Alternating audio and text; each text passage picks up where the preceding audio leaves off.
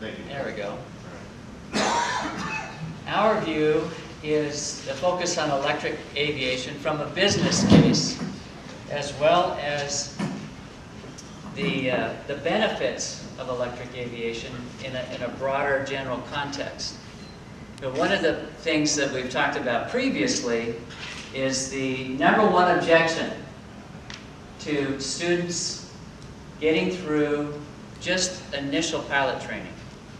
According to AOPA, the #1 objection is cost. 80% drop out before they get their private pilot license.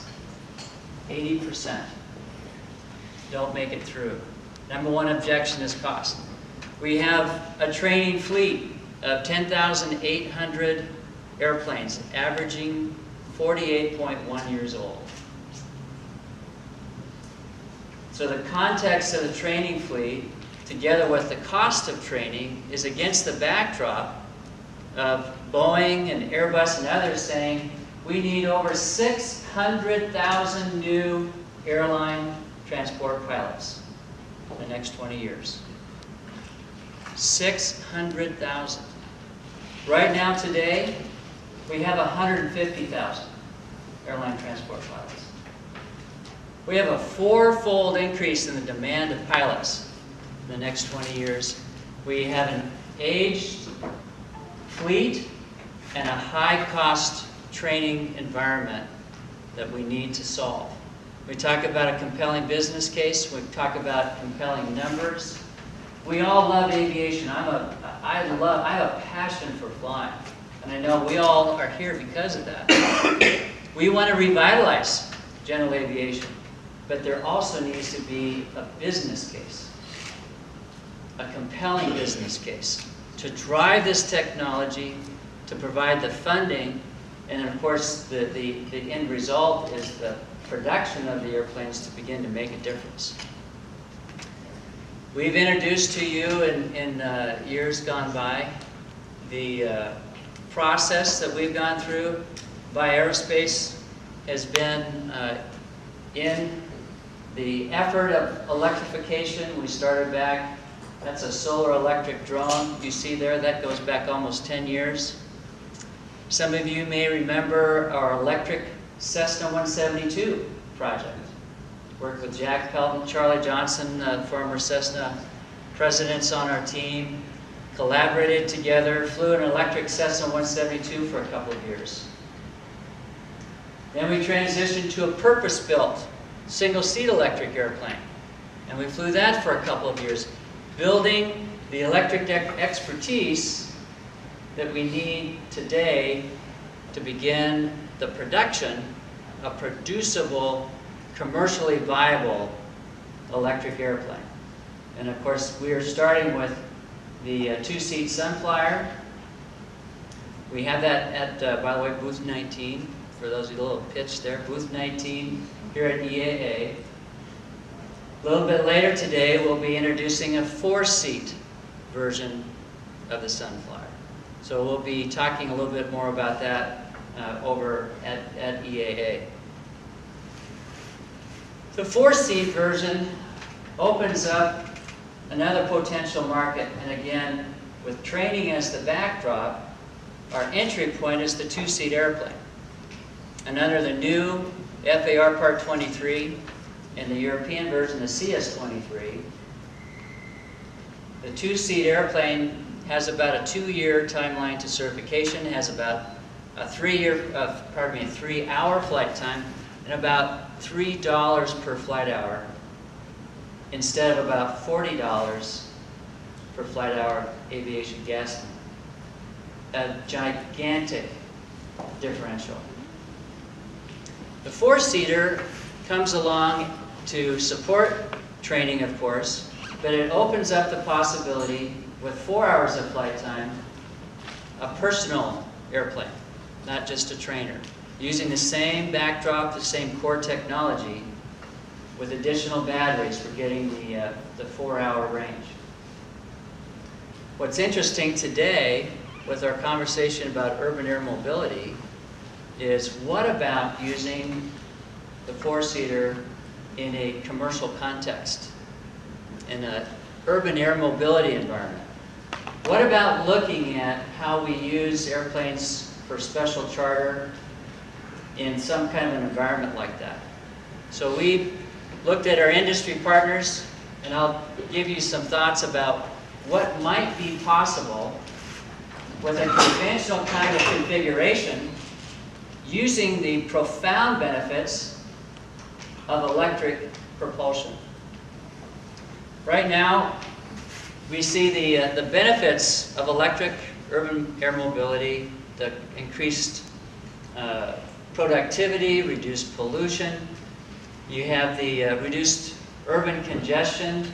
I think it's been fairly well stated by many others that these are the kinds of things that the urban air mobility is trying to target with eVTOL, electric vertical lift.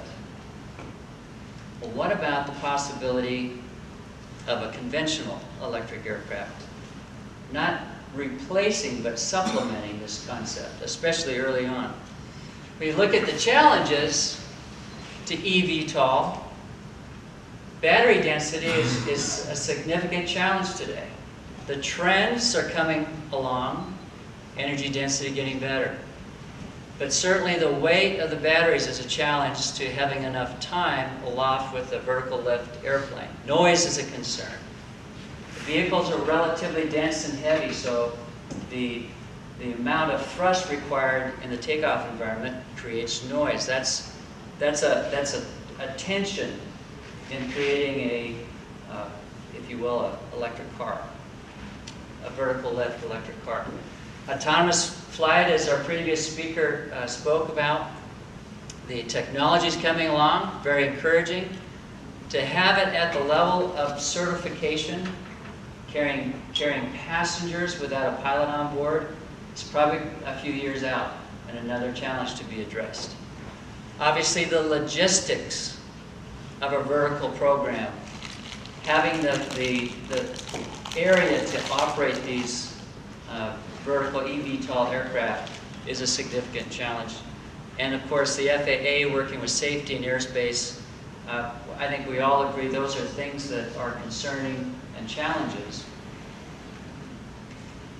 But if you look at a conventional aircraft, all of these things are at least addressed in a preliminary way, if not in place already.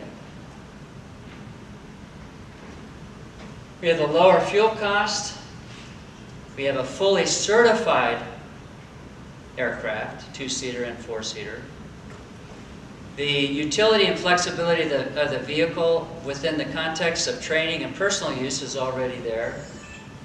A relatively low purchase price and development price, I might add, together with a very, very quiet footprint. Community, noise, and pollution friendly. Now, the synthesized innovation, we say, of course, isn't just electric motors. It's not just the battery systems, but it's the aircraft as a whole. And we have a comparison here of the Sunflyer to a Cessna 172.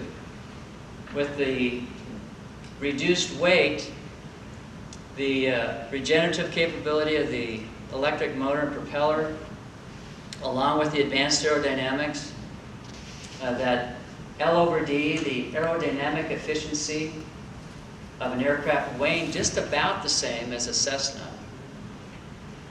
provides us with a very, very reduced amount of thrust to keep the airplane flying. That's one of the critical keys to getting that 2 to 3 hour flight time.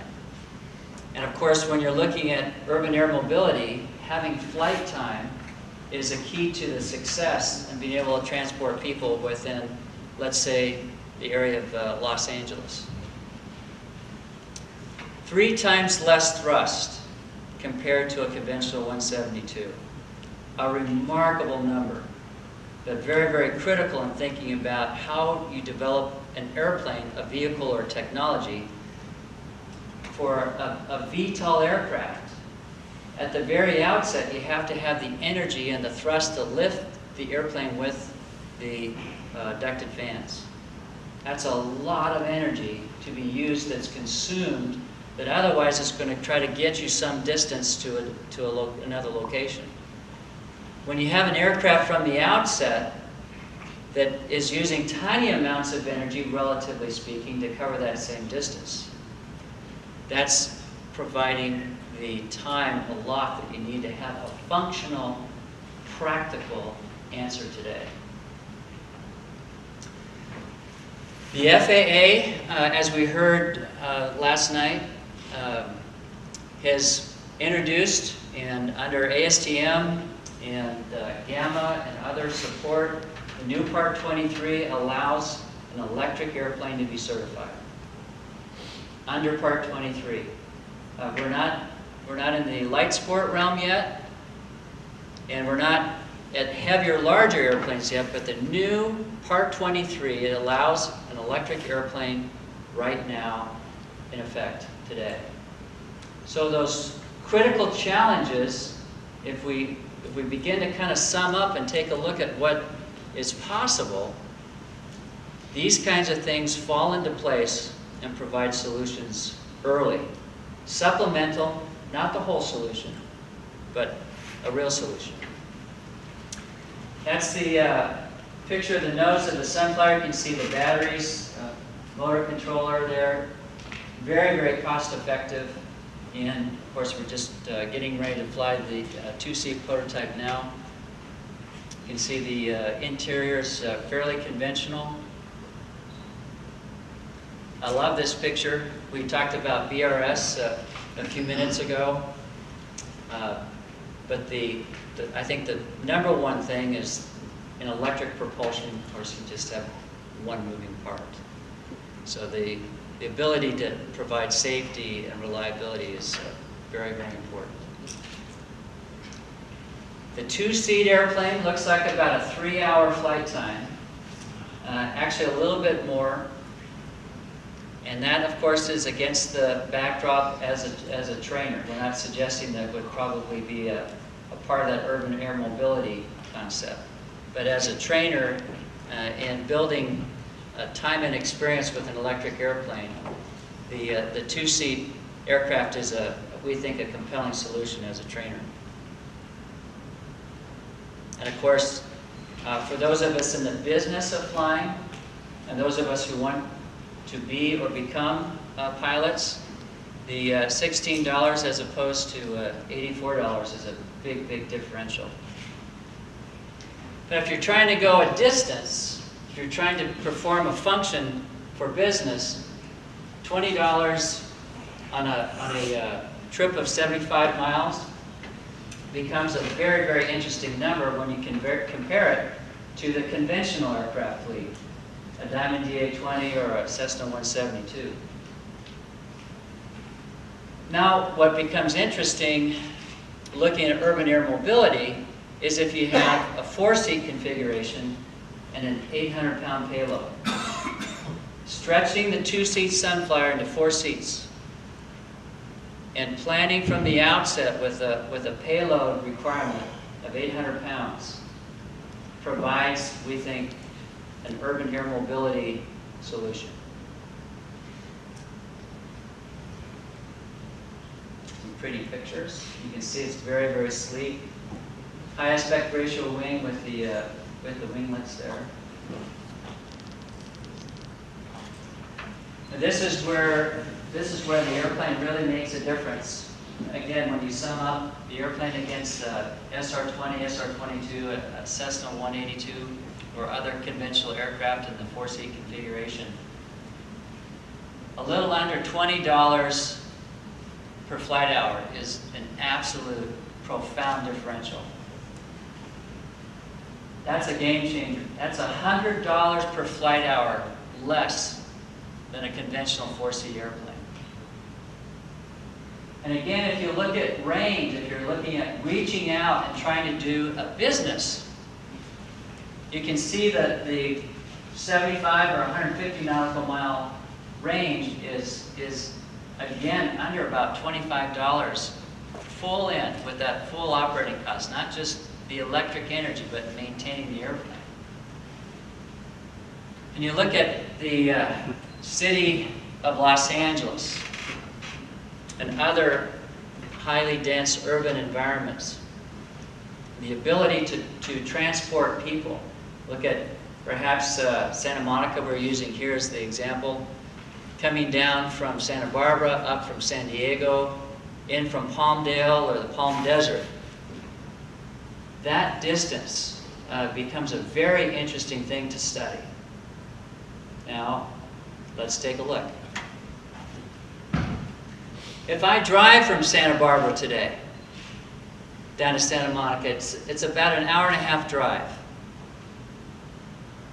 Flying that distance is about a half-hour drive. Potentially over an hour time is saved in each direction. Look at the cost. It's cheaper to fly in an electric airplane than it is to drive from Santa Barbara to Santa Monica. It's cheaper to fly than it is to drive. Well, what about other modalities? The other kinds of transportation available. You can see, again, very, very quickly, Santa Barbara to the Santa Monica, Los Angeles airport area. A half hour in a charter airplane is going to cost you almost $600. There's airline flights that go down, as well as, of course, trains and buses and things like that. You can spend upwards of 2, 3, 4 hours to get from Santa Barbara down to LA. Or you can fly there and save an hour time each direction for less than the cost of driving your own car.